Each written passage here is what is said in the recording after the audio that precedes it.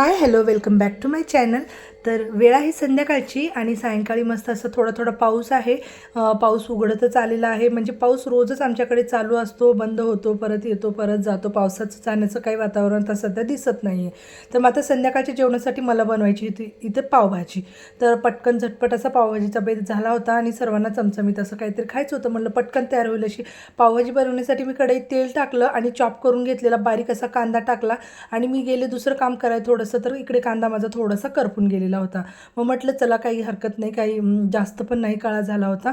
मग त्यानंतर मी अद्रक लसूणची पेस्ट टाकली आणि चॉप करून घेतलेला टोमॅटोसुद्धा टाकला आणि वाटाणा टाकला, हिरवा वाटाणा, आणि मी चॉपरमध्येच बारीक अशी चॉप करून घेतली शिमला मिरची, हे सगळं टाकलं आणि थोडंसं झाकण ठेवून याला वाफवून घेतलं। वाटाणा थोडासा नरम होईपर्यंत मस्त असं वाफवून झाल्या भाज्या की त्यामध्ये मी लाल तिखट टाकलेलं आहे। एकदम सिंपल आणि झटपट होईल अशाच पद्धतीने मी पावभाजी बनवते।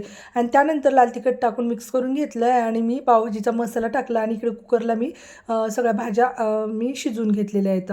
मग भाज्या सगळ्या मॅश करून मस्त असं एकजीव करून घेतलं आणि त्यामध्ये ना भाज्या शिजलेलं तेच पाणी टाकायचं, थोडंसं जास्त शिजताना टाकलं पाणी की तेच पाणी ॲड केलं आणि थोडीशी दाटसर अशी ग्रेव्ही केली। त्यानंतर मी त्यामध्ये मॅश करून झाल्यानंतर एकजीव करून घेतल्यानंतर मी बटर टाकलं आणि भरपूर चिरलेली कोथिंबीर टाकली आणि तव्यावरती बटर टाकून मी सगळे पाव असे, थोडीशी भाजी पण टाकायची बटरमध्ये आणि पाव चांगले असे भाजून घेतले आणि बारीक चिरलेला मस्त असं सोबत कांदा आणि लिंबू घेतलेला आहे आणि झटपट इथे तयार झाली आमची पावभाजी आणि छान अशी एन्जॉय केली। तर व्हिडिओ आवडला असेल तर लाईक, शेअर आणि सबस्क्राईब करा। पुन्हा भेटूया, बाय बाय।